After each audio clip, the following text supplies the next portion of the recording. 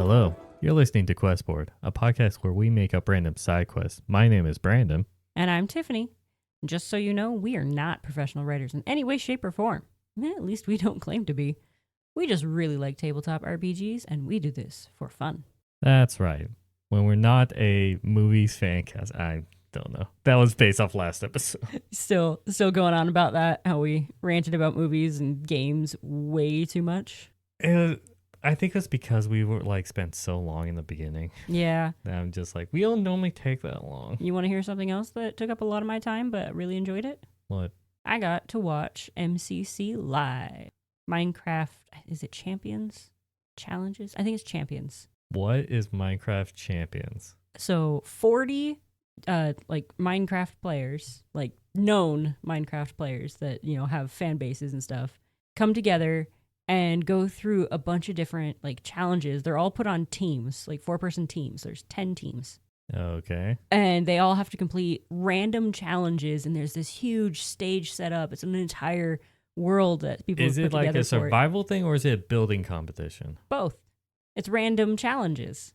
Okay. I don't know if one of them is a building challenge, but there's racing, there is climbing, there is just survive. So you're just dropped in the middle of this world and you have to create stuff and craft stuff and then kill the other players. There's flat up just, hey, you're put in an arena, kill. And then I believe the final match is always dodgeball. Is it something that you've always wanted to watch live and you finally got to? Yeah. Or, oh. I've always caught clips of it here and there, but I was finally home on the day they were doing it. And one of the YouTubers I watch tweeted, he's like, hey, I'm going to be streaming my MCC. I'll be at MCC. And I was like, oh, I can watch this. So I watched it from beginning to end. I'd never heard of this. Is there a prize pool? I don't know, actually.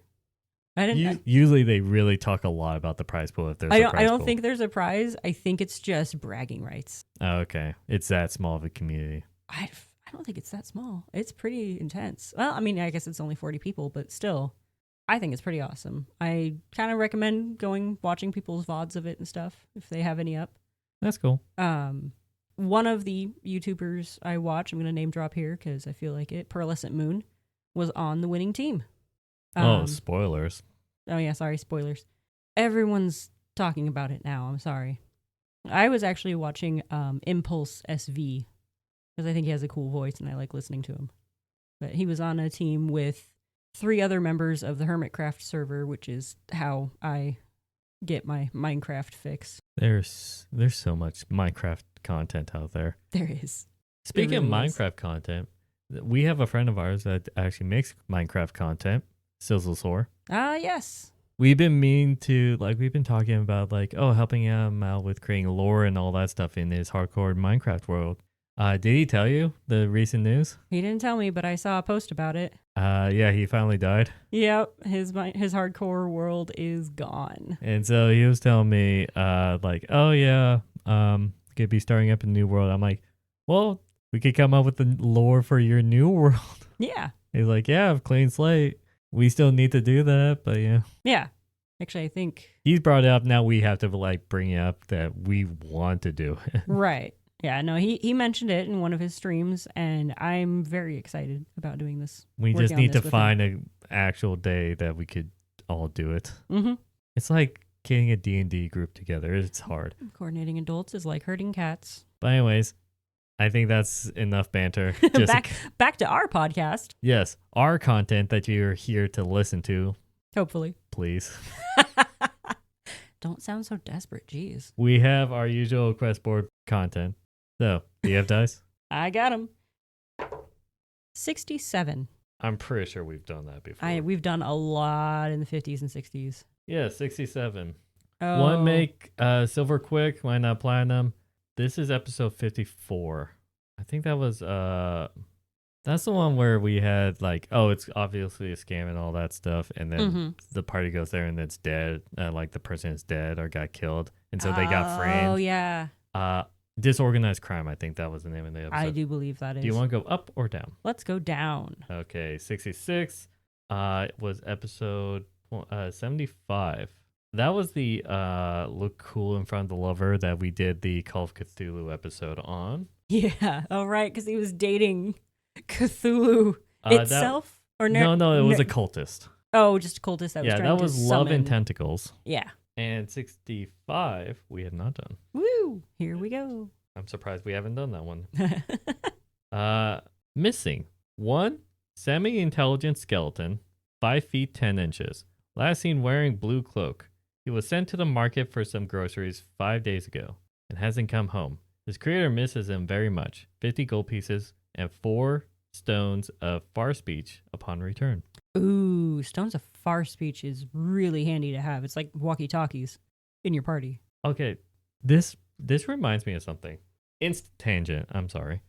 I saw this one content online. I think it was like a YouTube show or something like that, where someone was reading some post online, right? Mm-hmm.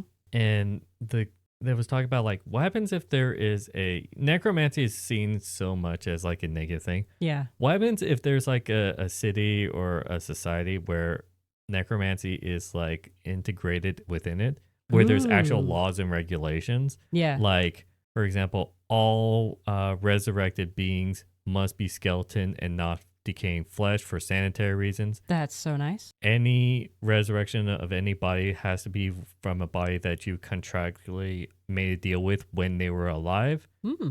Any body that you don't have a contract with has to be dead at least 75 years before you could resurrect them I like these rules. and stuff like that. Yeah. And I was like, I kind of want to make this like a city that's just based around that. I'm on board 100%. And I like this. That's kind of funny. But the only thing is like, okay, yeah, it's just in a city that's integrated, but we still need to have the party find a skeleton. It's just a fetch quest. Yes.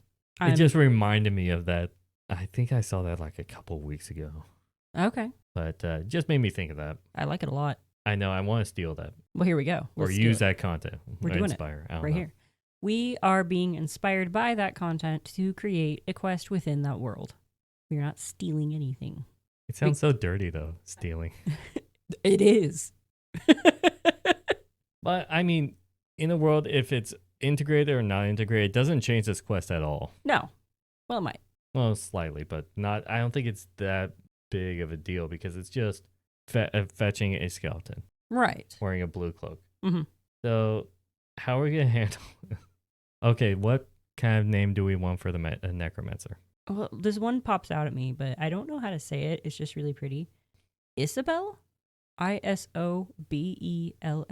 Isobel. Isabel. Close to Isabel from Animal Crossing, but just Isobel. Isobel. Okay. Yeah. Sure. And another campaign I'm in where the guy's name is just Ismark. Isobel. And the way I remember his name is Mark. Is Mark. But it's not Mark. His name is Mark. Anyway. Whatever helps you remember names. Yeah. So the skeleton went to sent to the market for groceries 5 days ago and hasn't come home. If the skeleton is semi-intelligent, does Also- it have a name? Probably not, unless possibly could be. But I'm saying also his creator misses him very much. Isabel didn't put this posting. You know what I mean? Might be Isabel's assistant. It could be where if Isabel is like lives outside the city and this post is inside the city, Mm-hmm. and so just ask like the tavern owner or something like that to put the posting for them. Mm-hmm. Wait, Isabel is a woman? I feel like that's a feminine name. Okay, men can have those kind of names too. That is true. So But, I'm feeling female at this point, but Yeah, we'll decide female.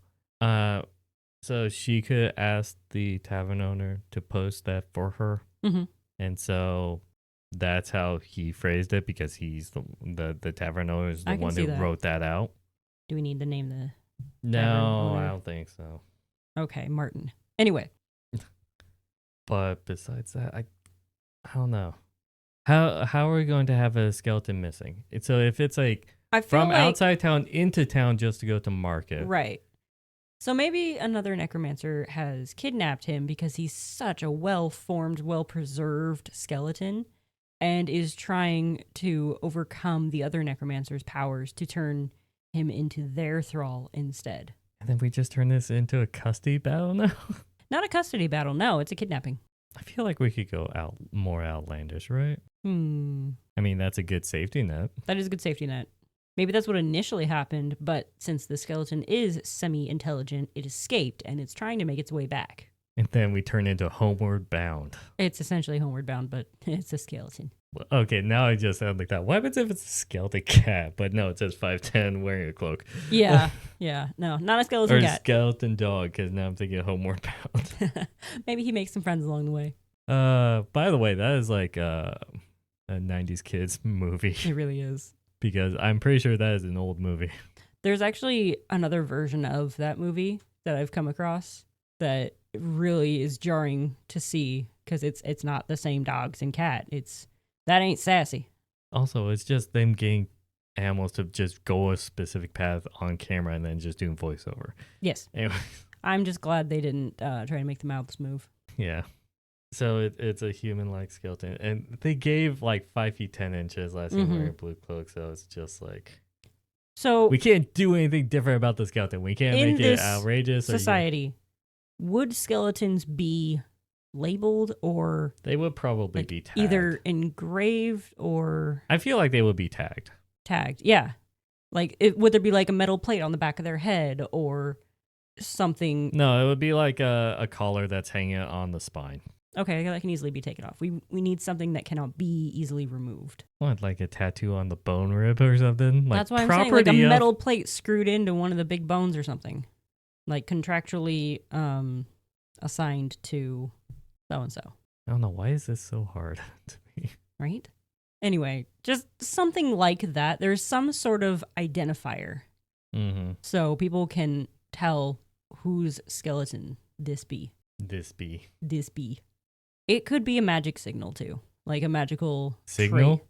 Or not sigil? I said signal, not sigil. Oh, okay. It could be a sigil. I was thinking like whatever magic has engulfed this creature gives off a certain signal or maybe a color so you can tell which necromancer this is. I think that's slightly overcomplicating it. Okay. Because like I've read a series of books where everyone had a different color of magic. And you could tell whose magic was whose by what color it was. Yeah, but then that only limits it to like 255 people. Is that our spectrum? I don't know. The color spectrum for our eyes, it's very limiting. That's all I'm saying. It's that just is like, true. That is true. Fine.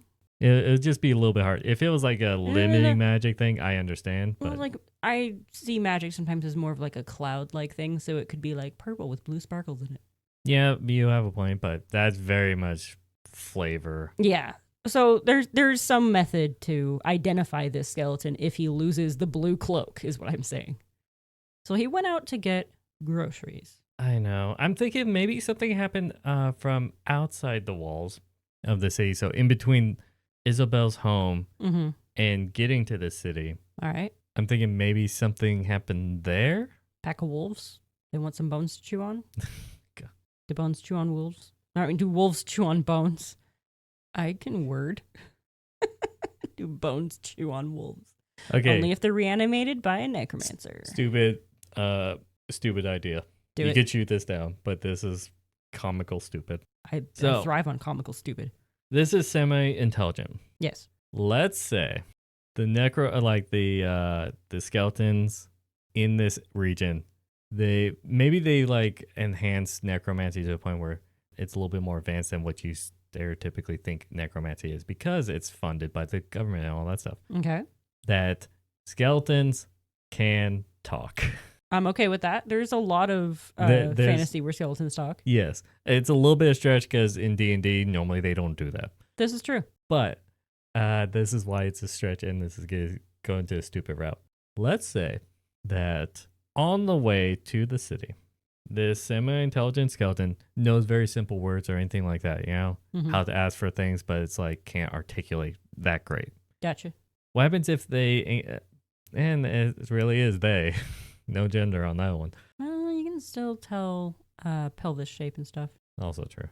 That they come across a band of skeletons, but these skeletons, let's say if their master necromancer dies, the magic essence is still within them, so they still are able to be animated and all that stuff. Okay. But then they have no Self-sustaining. masters to serve. So then there is a band of skeletons that are still still talks and all that stuff. But they have no master, so then they're free roaming skeletons. That just made me think of an entirely new dynamic for this city. I know.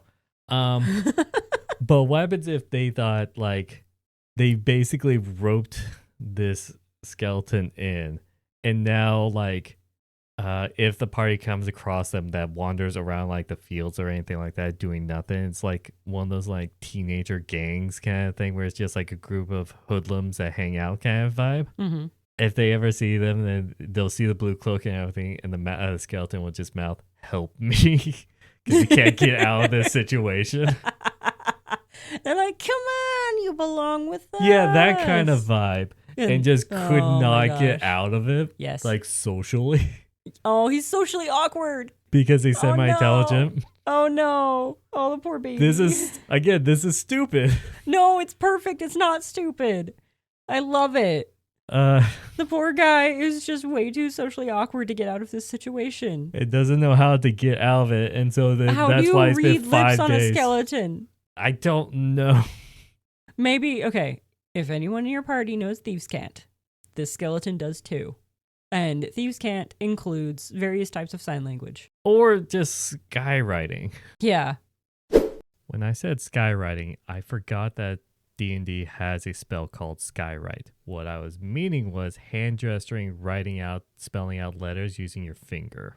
Because you could say Or like, a really good insight check. You stare into the hollowed out eye sockets of this skeleton and you can just see, "Help me." or like they really don't want to be here. Yeah.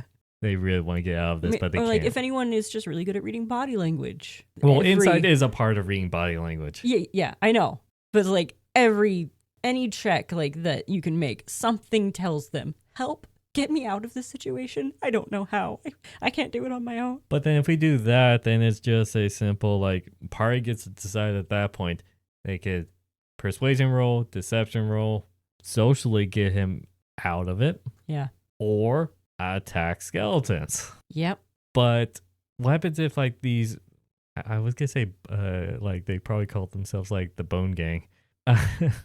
What happens if they think that our missing skeleton has no master, and that's why they thought that? Like, Yeah, they just saw him walking alone and assumed. yeah, and so then they just Okay, so here's did this the to help make this a slightly longer interaction. What if the skeletons, seeing the party coming at them, being like, "Oh no, they look strong. Maybe we should leave," grab our blue cloaked skeleton, and they all just hop in the very fast moving river and get swept away because they don't need to breathe. Okay, now we're gonna come up with a stupid backstory about the unregistered skeletons now. Well, whenever a necromancer dies, all of the skeletons that were under their control are now free range skeletons. Sounds like chickens. What if I was thinking. now we're gonna? Oh, this is so much backstory. What if they're supposed to go to the next of kin, like an actual property, but if they are away or There is no next of kin. it's the skeletons actually has to listen to a next of kin, or there is no next of kin, so Yeah. then they get lost in the system Yeah. because was thinking- bureaucracy. There might be a program for rehoming. Is the name Foster? It is now. Foster's Home for Wayward Skeletons. That's also a 90s kid thing. I know. Actually, when we've- was that show out? I don't know. I think that was like 2000s. Yes, but 90s kids still watched it. True, but like it's Because still 2000s kids were still babies. Anyway, well, technically you're an 80s kid by that definition. that is true. Don't throw me under the bus that much. Jeez. No, I will. We all know we're old. Yeah. We've talked about this multiple times. So what? Okay, Foster's what Home for happens if- Imaginary Friends came out in 2004. Yeah. Oh yeah, mid 2000s. Yeah. I was right. Yeah. It was like few years after SpongeBob first aired. 'Cause SpongeBob was like, Was it still new back then? I I feel like it was remember older than watching that. the first episode of SpongeBob when I was a Oh, kid. man. I'm not old, I swear. Okay, we're getting back on the train. Yeah, okay. So- What if like the unregistereds Okay. get harassed, or maybe they don't want to be put into foster's home, Right. in which they think, oh, either a guard or a human or anything like that. It's like, hey, we gotta avoid them, and then book it, and then that's when they jumped in the river thing. Okay. And when they pull, should we give a name for this? I want to give him a missing name. skeleton. Dale. Dale. So when they pull Dale into the river, it's not like grab it by the arm or anything. It's yanking by the cloak and then just neck back and then gets shoved, like pulled in. Full on yoink. That's Poor funny. Dale. Yeah, because it's always that moment of like, oh hey guys, they're running away. You can see. Or it's like them turning back and it's like Dale would raise their hand like help and then Yeah. Yeah. That's totally what it is. okay. Like, you've come to save me. Anyone listening to this episode gets to listen to us make that noise multiple times. I will not anymore. I'm gonna keep that pause. We got nothing else to add though, because it's like, okay, they go down the river, you're gonna just track them, and then that's it. It's a tracking situation, and then you got to find them. But maybe downriver is a bigger collection of skeletons. Like they find the home base for all of the Bone Gang. Well, I was when I said hoodlums, I thought just a small gang of teenagers kind of thing, where it's just like it's only them. No, I'm thinking like this is a long running thing, and there's an entire like living situation where these skeletons have formed their own society. That took it one step further. Yeah, you did. Okay. What if it's like the quote unquote city is located in a coastal cave then? So the river leads into the ocean. Okay. And it's near that mouth of the river. And most of the time, the only way to get in there is walking, like going through water because they don't have to breathe. Right. So they like don't have to deal with that. So that makes a perfect place for them to go and hide. Mm-hmm. And only through like the very lowest tide that's only available for like only 30 minutes is when someone could walk through there without going through water, or they could just get a boat or swim or anything like that. Another fun fact is looking at a skeleton character sheet right now. They have dark vision. So would they even really need light where they are? I mean, you know, a lot of people don't realize dark vision just makes completely dark places like dim light. That's it. No, it makes it grayscale. Well, that's also grayscale, but Dim light, you would yeah. see it in dim light, which is still hard to see. Okay, that's you know fair. what I mean? Yeah. No, I was wishing No. they had like No, everyone always gets that blind wrong. sight or So then something like every time someone's like, "Oh, I have dark vision, I could see in there." Theoretically, no, because you still have disadvantage on perception checks because it's dim light, Yeah. and dim light is still hard to see. dark vision is not. You would see A dim save all light moment. as regular light, Mm-hmm. and then you could see fine. But for dark, That you makes see sense. as dim. Okay, That's a rule no one follows. that is true. People need to crack down on that a little bit more. No, because it's not fun. I understand, like, you ignore some rules just to make it fun. That is one of the things that's like, okay, do we really have to get into this? Mm-hmm. You could see. It's fine. You know what I mean? Yeah. So they've created a whole society down there. I feel like that's fun. I thought of a name for it, and then I scolded myself for thinking of such a childish, horrible name for this place. Bone Town. That was it. I'm fine with them. You do realize what... Okay, anyway. You don't think I know what that means? I know you know what that means. So we can call it that, or we can call it something else entirely. Or they just... Or we can let our lovely DM friends out there come up with their own names for this town. Or just the Bone Gang. Yeah. Bone Gang Hideout. The Rebel Rattlers.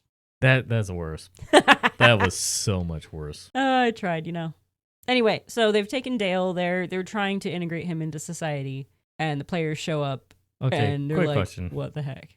What happens if they out Dale's like, he's still registered? I feel like then the like Oh, chief of the town or something would turn to the leader of the gang that kidnapped him, like, and smack his head off or something, and be like, "You idiot! Why didn't you check?" no. I think it'll be funnier, which will have to lead to violence. Hmm. But what happens if they're like, no, that's fine. We just need to kill his owner and then he'll be unregistered. There you go. Yeah. Don't worry, Dale. You'll be one of us in no time. And it's like, and We'll then they set you start going free. out. Maybe they are setting up for a skeleton revolution. They want equal rights. They're building a skeleton army.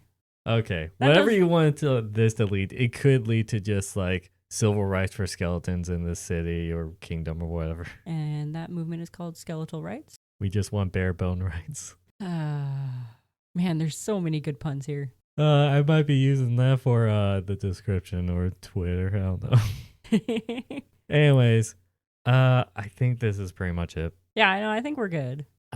So we do have 2 social medias. One is Twitter at QuestboardPod, and the other one is a lovely channel on YouTube. Yay. If you use this quest, please let us know if there was a revolution or if the party helps them get rights. I don't know. Or if the party just lets them continue existing without no one knowing about them. Or if you go with the route of like, oh, we just need to kill Isabel. Ooh. What happened then? Let us know by tweeting at us or down in the comments of this episode. And I think with that, I wish you all a good night. And happy questing.